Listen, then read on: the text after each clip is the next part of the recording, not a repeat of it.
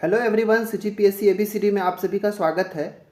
आज बहुत ही खुशखबरी की बात है, बहुत ही अच्छी बात है जो इसमें वीडियो के अंदर आपको बताने वाला हूँ। बात यह है कि जैसे कि मैं सुबह भी एक वीडियो डाला था जिसमें मैंने 5 प्रकार के वैकेंसीज़ की बात किया था। फिर एक और वीडियो मैंने डाला था सिलेबस लेकर जिसमें कृषि मंडी वाला जो अभी भर्ती आया उससे मैंने बात किया था, उसमें भी मैंने सारी चीज़ बताया। एक नई बात यह है कि जो ऐसे विद्यार्थी या फिर ऐसे एस्पिरेंट जो पुलिस क्षेत्र में, ठीक है, जो पुलिस लाइन में इंटरेस्ट रखता है, ठीक है, जो पुलिस बनने में या फिर पुलिस की सेवा करने में इंटरेस्ट रखता है, उनके लिए भी एक खुशखबरी की बात हो रही है। ठीक है, तो ये बात हो रही है अभी, जैसे कि आप सभी को शायद पता चल गया होगा कि सीजी पुलिस के अंदर, ठीक है, सीजी पुलिस में कांस्टेबल की भर्ती की नोटिस आ गया है। इसमें लगभग 6000, ठीक है, लगभग 6000 पोस्ट और वैकेंसीज आए हैं, जो कि बहुत अच्छा खासा वैकेंसीज है। और आप सभी के लिए, ऐसे लोग जो इंटरेस्ट रखते हैं पुलिस के सर्विस में, उन सभी के लिए बहुत ही बड़ी खुशखबरी की बात है। जैसे कि अभी कुछ दिन पहले ही जो CGSI, ठीक है, CGSI का लिस्ट वगैरह जारी हो गया था, रिजल्ट जारी हो गया था और इंटरव्यू भी हो पाया। ठीक है, अभी उसका रिजल्ट आना बाकी है। और जैसे ही ये SI का पूरा भर्ती कंप्लीट हुआ, इंटरव्यू तक हुआ, वैसे ही सीजी पुलिस के कांस्टेबल की भर्ती का नोटिस आ गया, जो कि 6000 एग्जैक्ट नहीं है, ये लगभग 5967 पोस्ट है। मतलब आप ये मान के चलिए कि लगभग 6000 पोस्ट तो है, तो इसकी भर्ती आ गई। तो आप अपनी तैयारी को जोर शोर से शुरू कर दीजिए कि आपका एक पद जो है फिक्स हो जाए, क्योंकि बाद में न जाने ये पोस्ट 6000 एक बार कब आएगा और आप इंतज़ार करते रहें। इसीलिए मैं ये कहूँगा कि जो लोग भी इंटरेस्ट रखते हैं पुलिस के क्षेत्र में या पुलिस सर्विस में, वो प्लीज़ इस फॉर्म को भरें और इसकी तैयारी बहुत अच्छे से शुरू कर दें। तो और इस वीडियो के अंदर हम सारी जानकारियाँ लेंगे कि किसके लिए क्या रिक्वायरमेंट होगा, और साथ ही साथ देखेंगे कि इसकी पढ़ाई कैसे किया जा सकता है। ठीक है, क्योंकि मैंने CGSI का भी एग्ज़ाम दिया है और मेंस का एग्ज़ाम भी मेरा क्वालिफाई हुआ था। ठीक है, तो मुझे पता है कि पुलिस की तैयारी जो है, इसकी कांस्टेबल की तैयारी कैसे करना है। मेंस क्वालिफाई करने के बाद जब फिजिकल हो रहा था, रनिंग वगैरह के लिए मैं नहीं जा पाया था, क्योंकि मेरी पोस्टिंग रेलवे में हो गया था, रेलवे में मेरी जॉब हो गई थी, तो इसलिए मैंने वहाँ जाना उचित नहीं समझा। और एक्चुअली इसका रेलवे की ट्रेनिंग भी चल रहा था, तो मैं, और कुछ दिन में रेलवे का ट्रेनिंग का एग्ज़ाम होने वाला था, इसलिए मैं जो इसकी फ़िज़िकल हो रहा था, रनिंग हो रहा था, शॉर्टपुट वगैरह हो रहा था SI का मेंस का, तो मैं नहीं जा पाया। तो मुझे आइडिया है कि आखिर किस तरह से इसकी तैयारी की जा सकती है। ठीक है, तो चलिए अब शुरू करते हैं। इस पूरे विज्ञापन को देखते हैं, पूरे नोटिफिकेशन को देखते हैं और समझने की कोशिश करते हैं कि किसके लिए क्या क्वालिफिकेशन और क्या की ज़रूरत है। ठीक है, देखिए, इसके लिए जो वेबसाइट होगा ऑनलाइन भरने के लिए, वो cgpolice.gov.in, ठीक है, इस पर आप जाके ऑनलाइन आवेदन कर सकते हैं। पहली बात तो इसको नोट कर लीजिए, cgpolice.gov.in में जाके कर सकते हैं। ये जो आवेदन भरने की, अभी तो नोटिफिकेशन आया है, भरा जाना शुरू नहीं हुआ है। ऑनलाइन आवेदन कब से कर सकते हैं, तो 20 अक्टूबर 2023 से इसके लिए आवेदन किया जा सकता है, जो कि आवेदन भरने की अंतिम तिथि होगी 30/11, मतलब 30 नवंबर तक। मतलब कह लीजिए कि लगभग 40 दिन का समय आपको मिलेगा। 20 अक्टूबर से शुरू होगा और 30 नवंबर तक ये चलेगा।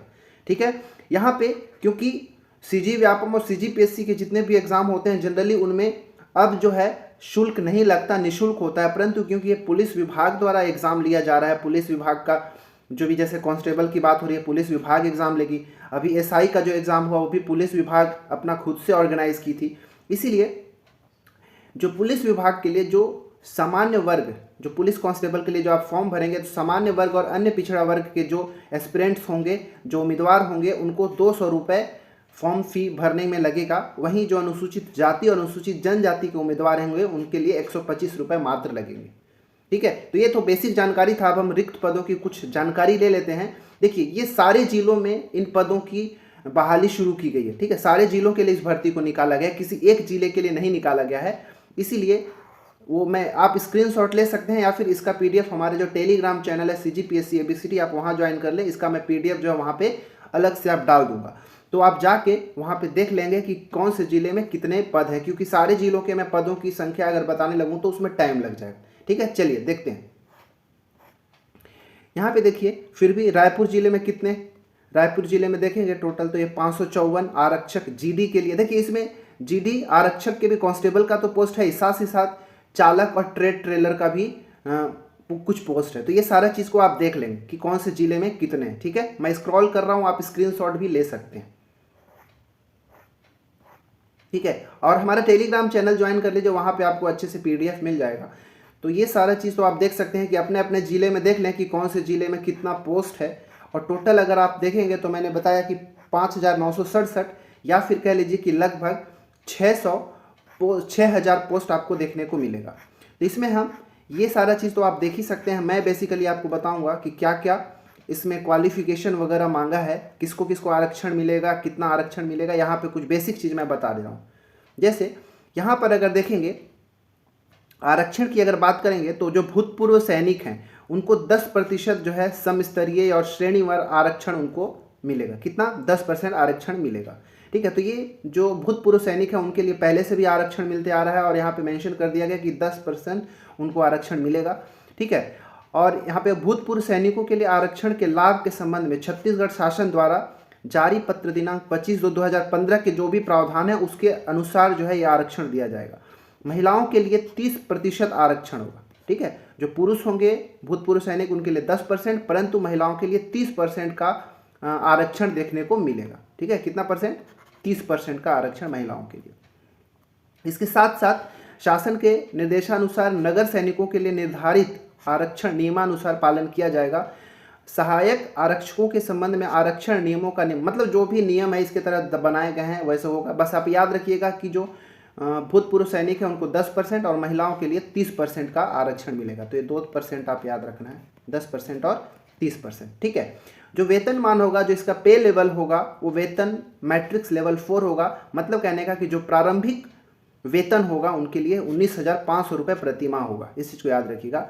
बात अब कर लेते हैं आयु सीमा की। ठीक है, हम आयु सीमा की बात कर लेते हैं कि इस छत्तीसगढ़ पुलिस के कांस्टेबल भर्ती के लिए आयु सीमा की क्या रिक्वायरमेंट होगी। तो देखिए, जो भी अभ्यर्थी होंगे उनकी आयु 1 जनवरी 2023 तक 18 वर्ष से कम और 28 वर्ष से अधिक नहीं होनी चाहिए। क्लियर है इतना? मतलब क्या कि अभ्यर्थी का जो उम्र है वो 18 वर्ष से कम नहीं होगा और 28 वर्ष से अधिक नहीं होगा। मतलब 18 और 28 के बीच वर्ष की ही होना चाहिए, उससे न 18 से कम ना ही 28 से अधिक होना चाहिए, पहली बात। लेकिन फिर भी जो अनुसूचित जाति, अनुसूचित जनजाति, अन्य पिछड़ा वर्ग, ठीक है, के जो उम्मीदवार होंगे उनके लिए 5 वर्ष तक की छूट प्रदान की जाएगी। क्लियर है इतना? मतलब अधिकतम उम्र अगर 28 है तो 5 वर्ष और जोड़ दीजिए, 28 और 5 33 वर्ष तक के लिए जो उनकी उम्र है उनकी उम्र आयु सीमा होगी। ठीक है, अगर इस कैटेगरी के अंदर बिलोंग करते हैं तो। देखिए, जो छत्तीसगढ़ के जो स्थानीय निवासी होंगे, तो स्थानीय निवासी की जो महिलाएं हैं उनके लिए उच्चतर आयु में 10 वर्ष तक का शिथिल नहीं होगा। मतलब 10 वर्ष उनको और मिल जाएगा। जैसे 28 वर्ष अगर मैक्सिमम है तो 10 और जोड़ दीजिए। तो छत्तीसगढ़ के निवासी महिलाएं हैं उनके लिए 38 वर्ष तक के लिए उम्र जो है उस समय तक अगर उम्र है 38 वर्ष तक तो वो योग्यता रखते हैं। इसके बाद अगर वो छत्तीसगढ़ के मान लो कोई विधवा है, परित्यक्ता है, तलाकशुदा कोई महिला है तो उनके उच्चतर आयु में शासन द्वारा 5 वर्ष तक का छूट और मिलेगा। मतलब 28, 5, 33। ठीक है, इतना क्लियर है तो बहुत अच्छी बात है। चलिए अब हम आगे बढ़ते हैं। क्या कि छत्तीसगढ़ के मूल निवासी, अनुसूचित जाति हो, अनुसूचित जनजाति या फिर अन्य पिछड़ा वर्ग कल्याण विभाग के अंतर जातीय विवाह प्रोत्साहन के अधीन अगर उनको पुरस्कृत दंपतियों के सवर्ण साथी के संबंध में सामान्य आयु सीमा में 5 वर्ष तक की शिथिल की जाएगी। मतलब क्या, अगर मान लीजिए कि इंटर कास्ट मैरिज हुआ है, ठीक है, अगर कोई मान लो अनुसूचित जाति का है, अनुसूचित जनजाति या अन्य पिछड़ा वर्ग की महिला या पुरुष है और वो किसी सवर्ण से शादी किया हो, या फिर महिला ही मान लीजिए, इन सब की अगर मान लो अनुसूचित जाति, जनजाति या फिर अन्य पिछड़ा वर्ग की का कोई महिला है और किसी सवर्ण पुरुष से अगर वो शादी किया हो, विवाह की हो और उसको अंतरजातीय विवाह प्रोत्साहन के लिए कोई पुरस्कृत भी किया गया हो, ठीक है, जैसे कुछ पुरस्कृत राशि प्रदान किया जाता है इंटरकास्ट मैरिज के लिए, तो इस तरह के अगर केस हो तो उसमें 5 वर्ष के लिए एज लिमिट और बढ़ाया जाता है उनके लिए। मतलब 28 से 33 हो जाएगा। क्लियर है इतना? चलिए अब हम आगे देखते हैं क्या दिया है। इसके अलावा और जैसे कि छत्तीसगढ़ शासन के कर्मचारी, निगम मंडल कर्मचारी, भूतपूर्व सैनिक, नगर सैनिक, शहीद राजीव पांडे पुरस्कार, गुंडाधुर और महाराजा प्रवीर चंद्र भंजदेव सम्मान, ऐसे सम्मान प्राप्त करने वाले अगर मान लो कोई अभ्यर्थी हो, साथ ही साथ राष्ट्रीय युवा पुरस्कार से प्राप्त युवाओं को भी उच्चतर आयु सीमा के शासन द्वारा निर्धारित, मतलब अगर किसी को अगर इस तरह से मान लो भूतपूर्व सैनिक हो, साथ ही साथ ये जो भी यहाँ पे पुरस्कार दिया गया वो पुरस्कार भी उनको पुरस्कृत किया गया हो या फिर राष्ट्रीय युवा पुरस्कार से सम्मानित किया गया हो, तो ऐसे अभ्यर्थियों को भी एज लिमिट में थोड़ा सा उनको छूट मिलेगा अधिकतम उसमें। ठीक है, आयु सीमा में समस्त छूट छत्तीसगढ़ राज्य शासन के दिशा निर्देश के अधीन होगा, जिस प्रकार नियम कानून उसके लिए बनाया गया है। तो ये जो बेसिक चीज़ है जो मैंने बताया, इतना तो एटलीस्ट याद रखिए कि 18 से कम नहीं होना चाहिए और 28 से अधिक नहीं होना चाहिए। अगर किसी कैटेगरी में बिलोंग करते हैं तो 5 वर्ष और जोड़ लीजिए। ठीक है, अगर महिला है तो छत्तीसगढ़ की निवासी महिला है तो 10 वर्ष जोड़ लीजिए। तो ये बेसिक चीज़ है, तो इतना एज भी सफिशियंट हो जाता है। 28-10-38 की बात कर रहा हूँ, 28-5-33 के बाद तो पुलिस विभाग में जाने का कहाँ ही मन करता है। इसीलिए अगर आप अगर युवा हैं 18 से 28 के बीच में हैं और आपके अंदर स्फूर्ति है, पुलिस विभाग में कार्य करने की क्षमता है, आप इंटरेस्टेड हैं, तो आप बिल्कुल अपनी तैयारी को जारी रखें। ठीक है, अब शैक्षणिक अर्हता की बात कर लेते हैं, एजुकेशनल क्वालिफिकेशन की बात कर लेते हैं। तो 10+2 प्रणाली से 10वीं पास होना चाहिए अथवा हायर सेकेंडरी पास हो या फिर समकक्ष कोई परीक्षा। मतलब समकक्ष का मतलब क्या हो जाता है कि मान लो 12वीं पास किया हो, ठीक है, या फिर 12वीं के अलावा कई बार 10वीं के बाद कई लोग डिप्लोमा कर लेते हैं। ठीक है, डिप्लोमा सर्टिफिकेट उनके पास रहता है। तो अगर वो छत्तीसगढ़ और मध्य प्रदेश राज्य के कोई स्थित विद्यालय महाविद्यालय है वहाँ से कोई डिप्लोमा कर लिया है तो उस डिप्लोमा को 10+2 मतलब 12वीं के इक्विवेलेंट इसको मान लिया जाता है। तो इसीलिए यहाँ पे समकक्ष परीक्षा की बात की जाती है। ठीक है, एक चीज़ और क्या कि जो अनुसूचित जनजाति के जो उम्मीदवार हैं उनके लिए 8वीं कक्षा उत्तीर्ण होने की पर वो पात्र हो जाएंगे। और साथ ही साथ अगर कोई नक्सल प्रभावित क्षेत्र से कोई नक्सल पीड़ित परिवार या फिर राहत शिविरों में निवास करने वाले परिवार से संबंधित कोई उम्मीदवार है तो उसके लिए 5वीं कक्षा उत्तीर्ण माना जाएगा। क्लियर है? ठीक है, तो याद रखिएगा। बस ऐसे इसके लिए कुछ सर्टिफिकेट वगैरह भी वो लोग डिमांड कर लेंगे कि भाई सच में ऐसा है कि बस फेक दे रहे हो, तो ये सब भी याद रखिएगा। इसके बाद जो आरक्षक या फिर चालक पद के लिए भारी वाहन चलाने के लिए उनके पास लाइसेंस होना चाहिए। ठीक है, आरक्षण ट्रेड के लिए संबंधित ट्रेड में दक्षता होना चाहिए, उनके कैपेसिटी होना चाहिए, उनके पास एफिशिएंसी होना चाहिए, ये सब ठीक है ना, याद रखिएगा। तो ये था शैक्षणिक अर्हता की बात हो गई। अब देखिए शारीरिक अर्हता कैसे देखा जाए, क्योंकि अगर पुलिस की जॉब करना चाहते हैं तो आपके लिए कुछ शारीरिक अर्हता होना भी जरूरी चाहिए। आपके शरीर की बनावट, स्ट्रक्चर उस टाइप का भी होना चाहिए। तो अगर सामान्य जाति, अनुसूचित जाति और अन्य जनजाति की बात करें तो ऊंचाई कितना 168 सेंटीमीटर ऊंचाई। ठीक है, याद रखिएगा। अनुसूचित जनजाति के लिए 158 और बस्तर सरगुजा संभाग में या फिर जशपुर जिला सहित की बात किएगा ना, अगर सरगुजा संभाग बोलता हूँ तो जशपुर जिला तो आ ही जाएगा। तो अनुसूचित जनजाति वर्ग के अभ्यर्थियों के लिए 153। तो ये हाइट को भी आप ध्यान रखिएगा, पुरुष अभ्यर्थियों के लिए बात की गई है। ठीक है, अगर महिला अभ्यर्थियों के लिए ऊंचाई की बात किया जाए तो देखिए 10-10 जैसे कि अगर ये सामान्य जाति ये वाला देखा जाए तो 158 सेंटीमीटर, अनुसूचित जनजाति में महिला अभ्यर्थियों के लिए 158 और बस्तर सरगुजा में गए तो 153। तो ये वाला सेम है, बस यहाँ पे सामान्य ये वाले में 168 और 158 चेंज हो रहा है। ठीक है, और पुरुष अभ्यर्थियों के लिए अगर सीना की अगर बात किया जाए तो बिना एक्सपेंड किए हुए नॉर्मल रखने पर 81 होना चाहिए। सामान्य जाति, अनुसूचित जाति और अन्य पिछड़ा वर्ग की बात कर रहा हूँ, नॉर्मली 81 होना चाहिए, लेकिन फुलाने के बाद 86, 5 सेंटीमीटर जो है एक्सपेंड करना चाहिए। ठीक है, याद रखिएगा। अनुसूचित जनजाति में 76 हो और 5 81, एक्सपेंड करने पर +5 हो जाना चाहिए। और ये 76 और 5 81। महिलाओं के लिए जो सीना फुलाने वाली जो ये रिक्वायरमेंट होता है उनके लिए नहीं होता है, याद रखिएगा।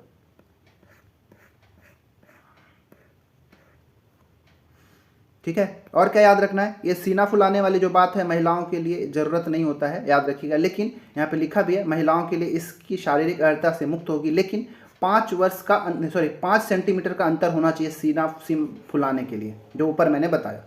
एक चीज़ याद रखिएगा, जो शारीरिक रूप से जो दिव्यांग है या फिर जिसका नौकनी वगैरह होता है या फिर फ्लैट फुट, ये सब नहीं होना चाहिए। आँख से रिलेटेड किसी भी तरह का बीमारी जैसे कलर ब्लाइंडनेस वगैरह नहीं होना चाहिए। मतलब उसको जो रंगों की पहचान करने में वो सक्षम होना चाहिए। ठीक है, मतलब रंग भेद करने में वो सक्षम होना चाहिए। और आंखों की दृष्टि बिना चश्मे का, एक आंख का 6/9 तो दूसरे आंख का 6/12 से कम नहीं होना चाहिए, याद रखिएगा।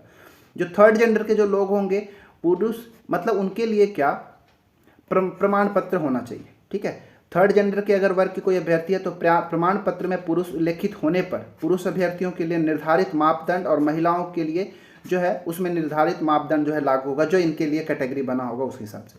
अब बात आती है कि चयन की प्रक्रिया कैसे होगी। ठीक है, तो देखिए चयन की प्रक्रिया में सबसे पहले ये क्या होता है, निम्नलिखित चरणों में होगी। क्या क्या, जैसे आरक्षक जीडी की अगर बात होगी तो अभ्यर्थियों के लिए दस्तावेज की जांच होगा, जैसे हमारा एसआई में हुआ था, डॉक्यूमेंट वेरिफिकेशन हुआ था। साथ ही साथ शारीरिक नाप जोख भी उसी दिन हो जाता है। शारीरिक दक्षता बाद में होगा, जिसमें लंबी कूद हो जाती है, ऊंची कूद, गोला फेंक, ठीक है, फिर 100 मीटर का दौड़ होता है, फिर 800 मीटर का दौड़ होता है। ये सभी जो है 100 अंक के होंगे। ये सब कुछ मिला के कितने अंक के होंगे, 100 अंक के होंगे। इसके बाद एक लिखित परीक्षा का भी आयोजन किया जाएगा जो कि 100 अंक का होगा। ठीक है, तो शारीरिक नाप जोख में ये सारा चीज़, दक्षता परीक्षा की अगर बात करेंगे तो लंबी कूद, ऊंची कूद, गोला फेंक, 100 मीटर दौड़, 800 मीटर दौड़, ये भी 100 नंबर के होंगे पहला एग्जाम। इसके बाद जो लिखित परीक्षा होगा जिसमें सामान्य ज्ञान होगा, बुद्धि क्षमता होगा, मतलब ये सामान्य ज्ञान जीके जीएस की मैं बात कर रहा हूँ। बुद्धि परीक्षा मतलब ये रीजनिंग की बात हो रही है, विश्लेषण क्षमता और अंक गणित मैथ्स की बात हो रही है। बाकी इसमें हिंदी इंग्लिश वगैरह नहीं है, याद रखिएगा। ठीक है, क्या क्या बोल रहा हूँ, जीके जीएस जो आप पढ़ते आए हैं उससे हो जाएगा, रीजनिंग के क्वेश्चंस होंगे, साथ ही साथ मैथ्स के क्वेश्चन होंगे। इतना ही आपका लिखित परीक्षा में पूछा जाएगा। ठीक है, अभी सामान्य ज्ञान के लिए कोई डिटेल्ड नहीं दिया हुआ है, इसका मैं अलग से वीडियो बना दूंगा कि क्या क्या पढ़ना है, बट ये बेसिक जानकारी आपको याद हो जीके जीएस में। जैसे इंडिया का भी जीएस हो जाएगा, सीजी का भी जीएस हमको पढ़ना होगा, सब चीज़ पढ़ना है, जैसे हम व्यापम की तैयारी में पढ़ते हैं वही चीज़ है। ठीक है, रीजनिंग और मैथ्स, ये 3 चीज़ का ही होगा। ये तीनों को मिला के ही 100 अंक हमारे लिए हो जाएगा। जो आरक्षक में जो चालक या फिर आरक्षक ट्रेड की बात किया तो उसमें दस्तावेजों की जाँच होगी, शारीरिक नापजोख होगा, शारीरिक दक्षता परीक्षा जिसमें पुरुषों के लिए 1500 मीटर दौड़, महिलाओं के लिए 800 मीटर दौड़ होगा, और इनके लिए भी लिखित परीक्षा 100 अंक का होगा। ठीक है, साथ साथ जो ट्रेड, जिस ट्रेड के लिए आप भर रहे हैं उस ट्रेड टेस्ट होगा जिसमें 25 अंक का ये भी होगा। मतलब इनके लिए 100 प्लस 25 125 अंक टोटल हो जाएगा। और इनके लिए कांस्टेबल के अंदर देखा जाए तो 100 प्लस 100 200 अंक टोटल हो जाएगा। ठीक है, शारीरिक दक्षता 100, लिखित परीक्षा 100। ये चालक और ट्रेड वाले की बात करेंगे तो 100 अंक हमारा ये 100 अंक का ये लिखित हो जाएगा, और ये 25 अंक का ट्रेड टेस्ट हो जाएगा। ठीक है, याद रखिएगा।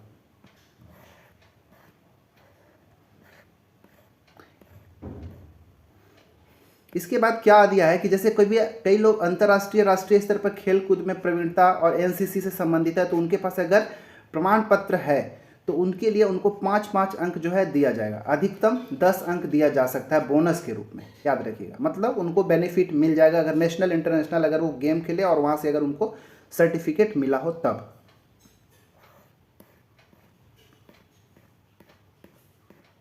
ठीक है, यहाँ पे थोड़ा सा बाकी इस चीज़ को आप स्क्रीनशॉट ले लेंगे और इसको पढ़ लेंगे कि ऑनलाइन कैसे भरना है, तो ऑनलाइन वहाँ पे भरने का आप देख लेंगे। अभी तो डेट आया नहीं है भरने का, तो याद रखिएगा।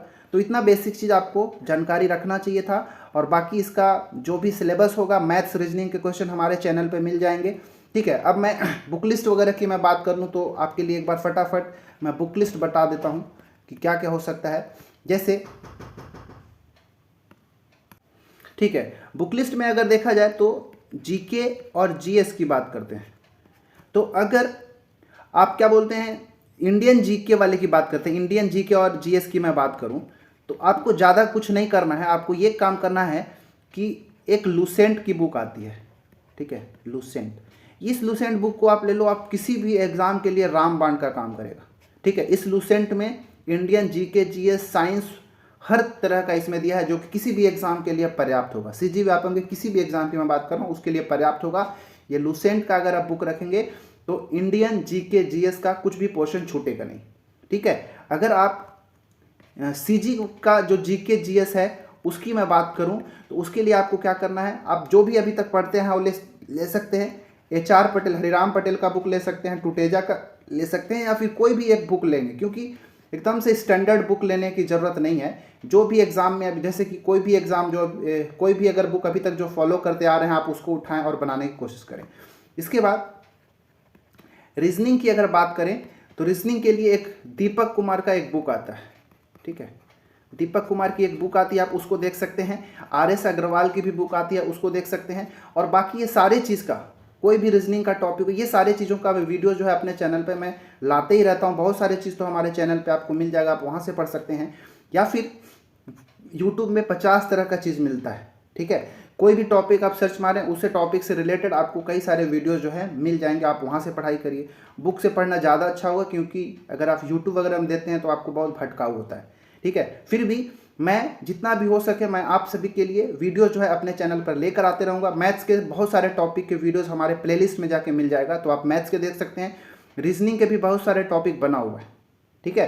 तो आप हमारे चैनल पे अच्छा खासा वीडियो जो है अवेलेबल है, वहाँ पे बिल्कुल अलग से प्लेलिस्ट बना हुआ है, जिसमें आप देख सकते हैं। जैसे मैथ्स के लिए प्लेलिस्ट बना हुआ है मैथ्स फॉर ऑल करके, ठीक है। फिर रीजनिंग के लिए भी बना हुआ, तो रीजनिंग का भी आप जाके देख सकते हैं। जीके वगैरह के लिए मैं लेकर आते रहता हूँ, तो आप वहाँ से खुद भी मॉक टेस्ट लगा सकते हैं। तो बस इतना ही जानकारी मैं आपको देना चाह रहा था। तो बस अगर आप बिल्कुल इंटरेस्ट रखते हैं पुलिस सर्विस में, तो बिल्कुल आप तैयारी को अच्छे से शुरू करें।